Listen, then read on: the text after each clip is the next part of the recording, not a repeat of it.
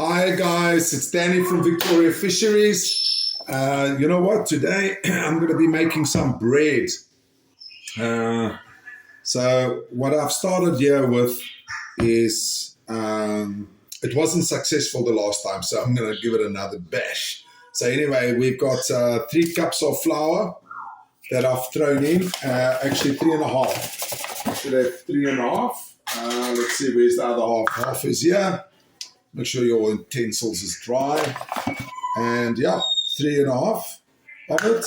And then with this, I'm going to add some yeast. So it's 3.5 cups of flour and we're using flour. Okay. So we're going to add a packet of yeast to this. Okay, so I'll be back now. So what I'm doing over here, welcome back. I'm adding a packet of yeast to 3.5 cups of flour. So we're going to see how this is going to be. This video is going to be done in pieces. Like a real South African, we're eating grovos while we're doing this. Anyway, so now we have to add a little bit of salt. I'm still here.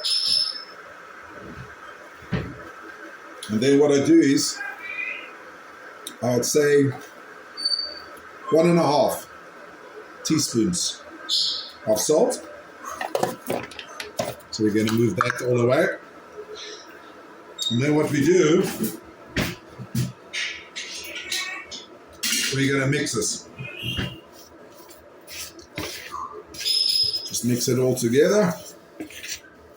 Then what I'm doing on the side here, I'm boiling a little bit of water. It mustn't boil. And what I'm going to do is I'm going to mix it with this. But it's got to be like lukewarm.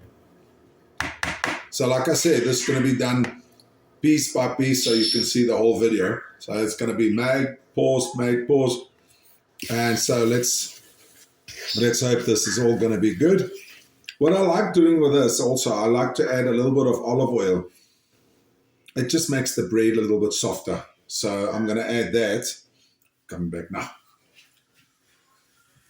I'm still here. Don't go away. So a little bit of olive oil, like I said.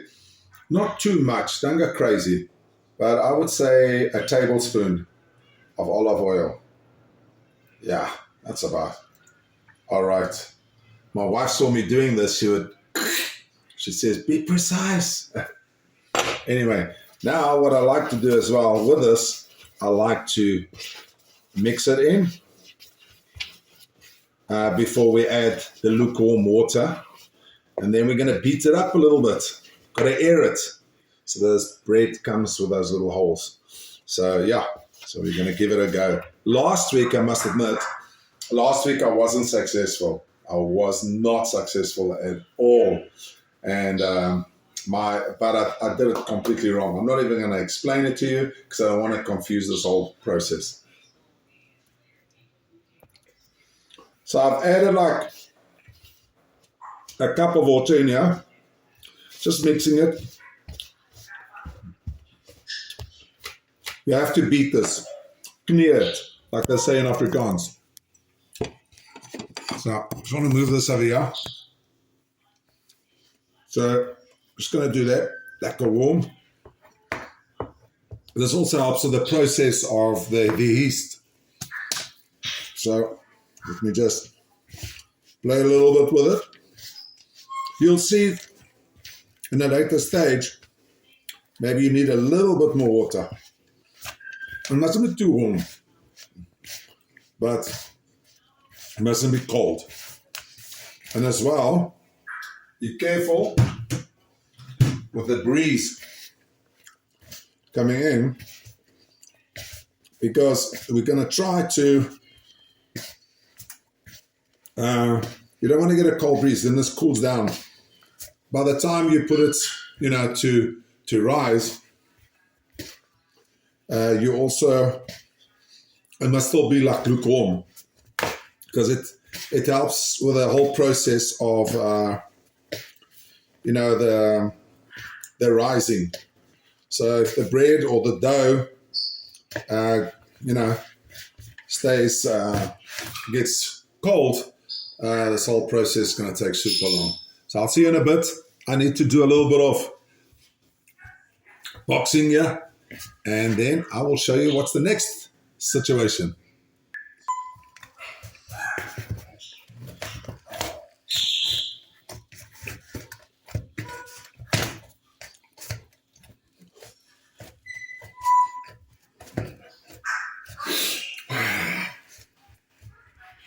You got to have respect for your grannies and your mothers that make this brew.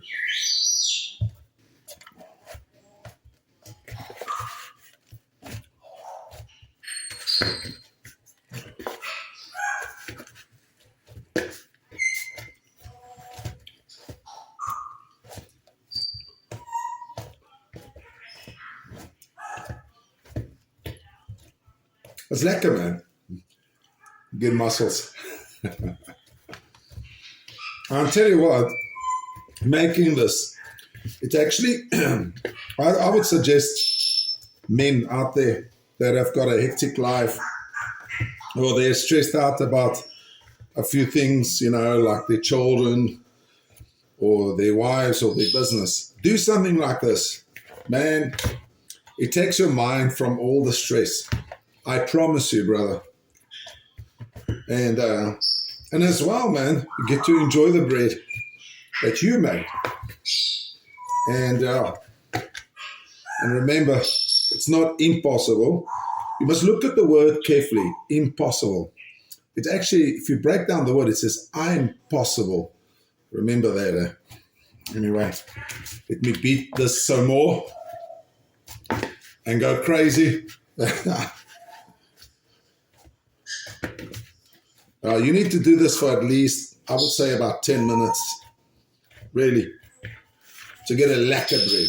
You know what I mean?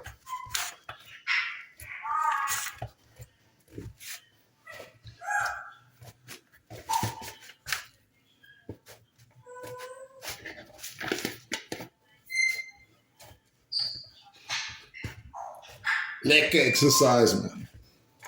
My dad used to always say, lekker like a cracker. So this is going to be like a cracker.